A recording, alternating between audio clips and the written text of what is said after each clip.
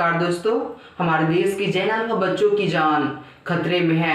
अलग अलग बच्चों की जेन अल्फा डिफिनेशन अलग अलग होती है।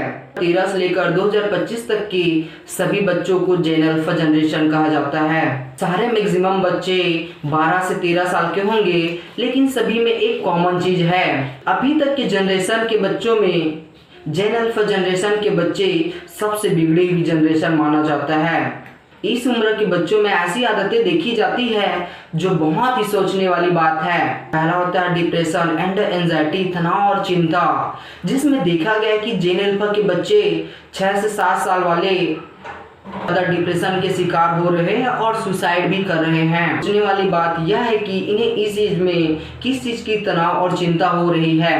एक घटना हुई थी यूपी में, जहां 5 साल की बच्ची कामनी की अचानक मोबाइल पर कार्टून देखते देखते हार्ट अटैक से मौत हो जाती है। घटना हुआ था मध्य प्रदेश में, जहाँ पर 12 साल के बच्चे की मोबाइल पर वीडियो गेम खेलते खेलते अचानक हार्ट अटैक से मौत हो जाती है। होता है टेंट्रम्स, इस टेंट्रम्स चिड़चिड़ापन, इस श्रेणी में वह बच्चे आते हैं जो बहुत ज्यादा जिद्दी होते हैं तथा अपनी भावनाओं को एक्सप्रेस करते हैं और अग्रेसिव बिहेवियर दिखाते हैं। अगर के मनपसंद कार्टून या दूसरे चीज या काम नहीं हो पाता है तो ये घर को पूरा तोड़-फोड़ मचा देते हैं। तीसरा होता है डमनेस, गूंगापन। जेन अल्फा जनरेशन के बच्चों में देखा जाता है कि किसी भी चीज को बोलने में बहुत ज्यादा परेशानी का सामना करते हैं। इसी वजह से बहुत सारे टीचर्स अपनी जॉब छोड़ रहे हैं। ये बेसिक नॉलेज को छोड़कर इंटरनेट में ज्यादा समय दे रहे हैं। इसी वजह से इनका ब्रेन लेवल बढ़ नहीं पा रहा है। हम सब के घर में ऐसा केस होता है जहाँ पर बच्चे मोबाइल पर ज्यादा से ज्यादा समय देते हैं। देखा जाए तो जेन अल्फा जनरेशन के ऊपर मेंटल और फिजिकल रिसर्च चल रही है पूरी दुनिया में, केवल इंडिया को छोड़कर। तो हमारे देश में भी चल रही है। अगर समय रहते इसको ठीक नहीं किया जाए तो आने वाले समय में इसका बहुत बड़ा खमियाजा भुगतना पड़ेगा समाज को। फॉरेन कंट्रीज जैसे अमेरिका, यूरोप, फ्रांस, जर्मनी जैसे अलग अलग देशों में इसको लेकर लगातार रिसर्च चल रही है आईपैड जनरेशन। ये इस जनरेशन का नाम ही आईपैड जनरेशन पड़ गया है। तो सेल फोन यूज करते हैं, पर हमको ऐसा क्यों नहीं होता? अगर बच्चे को मोबाइल पर कार्टून या दूसरे शोज नहीं देखने दोगे तो वो चिड़चिड़ानेपन लगता है, अपने आप को मारने लगता है। पर ऐसा होता क्यों जा रहा है?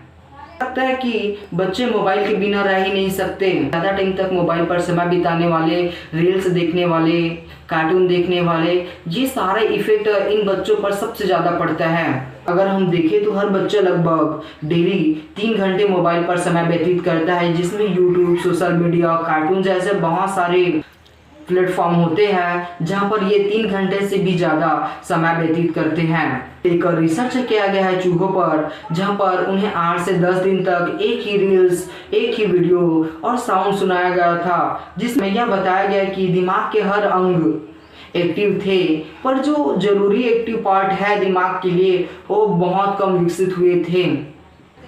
यही कारण है कि आज के बच्चों में घंटों मोबाइल, आईपैड, कंप्यूटर जैसे चीजों को समय देते जा रहे हैं, जिससे इनकी दिमाग कमजोर होते जा रहा है, जिन्हें समझने की क्षमता बहुत कम होती जा रही है। पढ़ाई व डिसीजन मेकिंग क्षमता बहुत कम होती जा रही है, जिसकी वजह से डिप्रेशन, डमनेस, टेंट्रम जैसे प्रॉब्लम होती जा रही है। सारे कार्टून है जिसमें ओवर ब्राइटनेस तथा इनके मूव करने के तरीके बहुत ज़्यादा फास्ट होते हैं। अगर बच्चे बहुत लंबे समय तक ऐसे कार्टून्स शो को देखते हैं तो उनके ऊपर असर पड़ना स्वाभाविक बात है। कार्टून गलत नहीं है, पेरेंट्स को बच्चों के साथ समय देना चाहिए और उन्हें अच्छा वाला कार्टून प्रेरित करना चाहिए, जिससे वो मस्ती के साथ साथ सीख सकें। जेन अल्फा बच्चे देखा जाए तो आज तक के सबसे अमीर बच्चे में से एक जनरेशन है, जिनके फिंगरप्रिंट पर हर चीज उपलब्ध है, खाने से लेकर मनोरंजन तक के। Zomato, Swiggy, WhatsApp, Insta, YouTube, Facebook जैसे बहुत सारे प्लेटफॉर्म हैं। आज के बच्चे में सोशल मिक्सअप की कमी बहुत कम देखी जा रही है। देखा जाए तो जेन अल्फा जनरेशन के बच्चे इंस्टेंट ग्रेटिफिकेशन कल्चर वाले बच्चे हैं, जो हर चीज को बहुत ही जल्दी ग्रहण करना चाहते हैं। या दूसरे प्लेटफॉर्म पर रील होता है तो एक के बाद एक देखते ही चले जाते हैं। ऐसा इसलिए होता है क्योंकि हमारे दिमाग में एक हार्मोन होता है डोपामाइन, नाम तो सुना ही होगा। इसे हैप्पीनेस हार्मोन्स भी कहा जाता है। जब कोई कंटेंट या फिजिकल एक्टिविटी बहुत अच्छा लगता है तो दिमाग डोपामाइन रिलीज करता है उस काम के प्रति, उस कंटेंट के प्रति, जिससे हम लगातार देखते चले जाते हैं, करते चले जाते हैं। कारण है कि हम एक के बाद एक देखते जाते हैं। यही तो इंस्टेंट ग्रेटिफिकेशन कल्चर है। ये तो वही बात है ना, अगर बाहर की जंक फूड खाने की आदत लग जाती है तो घर की दाल चावल पसंद नहीं आती। कोई मीठा खाने के बाद करेला खाना पसंद करेगा।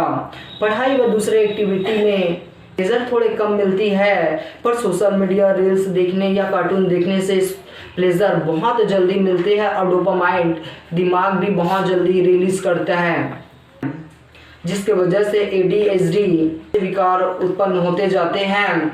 के द्वारा अधिक टाइम तक मोबाइल उपयोग करना और पूरी तरीके से नींद कंप्लीट नहीं हो पाना इनका मेन रीज़न है। एक रिसर्च मास जनरल बेगम कहती है कि बच्चों में हार्ट प्रॉब्लम बढ़ने का मेन रीज़न है अच्छे से नींद नहीं ले पाना। जहाँ तक कि 829 बच्चों में एक रिसर्च करी गई और कई हफ्तों तक उनके स्लीप टाइमिंग को मॉनिटरिंग किया गया और देखा 6 से 7 घंटे जो बच्चे सोते हैं उनकी हार्ट रेट गिर गया था और BP लेवल बढ़ गया था। क्योंकि हमारे शरीर के लिए नींद बहुत ज़्यादा ज़रूरी है।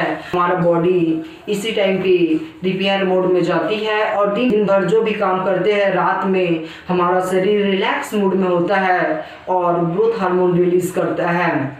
पर आजकल बहुत ज़्यादा तक मोबाइल, कंप्यूटर या दूसरे चीज़ें को नाइट तक इस्तेमाल करते हैं तो दिमाग को पता ही नहीं चल पाता कि डे है या नाइट, क्योंकि मेलाटोनिन नामक हार्मोन दिमाग रिलीज करता है जो नींद के लिए बहुत ज़्यादा ज़रूरी होता है।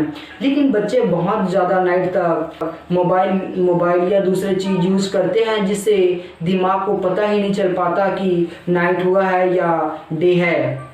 इसी वजह से दिमाग मेलाटोनिन हार्मोन रिलीज करना बहुत स्लो कर देता है, जिससे बच्चों की स्लीप साइकिल्स डिस्टर्ब हो जाती है। तो इनके ब्रेन में कार्टिसोल हार्मोन या स्ट्रेस हार्मोन रिलीज होने लगता है। जब नाम ही स्ट्रेस हार्मोन है तो स्वाभाविक बात है कि बच्चों में BP लेवल और हार्ट रेट बढ़ने की संभावना है। साथ ही एडल्ट और सेक्सुअल कंटेंट दिमाग में असर डालती है। कई प्लेटफॉर्म ऐसे हैं जहां पर फ्रीडम के नाम पर ऐसे कंटेंट को परोसा जाता है। इनके लिए रेगुलेशन भी है, पर हमारी भी जवाबदारी बनती है कि हमारे बच्चे किस प्लेटफॉर्म पर किस प्रकार के कंटेंट कितने समय तक देख रहे हैं, इसको मॉनिटरिंग करने की जरूरत है कि उनके लिए यूजफुल है या नहीं। ये सब चीज़ बहुत ज़्यादा ज़रूरी है। यहाँ तक कि डॉक्टर्स भी सलाह देते हैं कि पेरेंट्स को बच्चों के मोबाइल को मॉनिटरिंग करना चाहिए। एजुकेशन कंटेंट बच्चे को प्रेफर करे जिससे बच्चे मस्ती के साथ साथ आसानी से सीख सके। ये बहुत ज़्यादा एजुकेटेड जनरेशन है क्योंकि ये पले बढ़े ही टेक्नोलॉजी के साथ है, क्योंकि हर चीज़ इनके फिंगरप्रिंट पर आज मौजूद है। देखा जाए तो प्रॉब्लम डिवाइस पर नहीं है, बल्कि आपके बच्चे किस कंटेंट को कितने टाइम तक देख रहे हैं इस पे है। पहले के ज़माने में इतनी टेक्नोलॉजी नहीं थी, पर आज के ज़माने में टेक्नोलॉजी ही टेक्नोलॉजी है। हमारे एक फिंगरप्रिंट पर यूट्यूब, सोशल मीडिया जैसे बहुत सारे प्लेटफॉर्म उपलब्ध है। इसे अपने पढ़ाई कर सकते हैं, कुछ भी सीख सकते हैं। टेक्नोलॉजी ने काम को बहुत ज़्यादा आसान कर दिया है, बस सही से इस्तेमाल करने की ज़रूरत है। जय हिंद।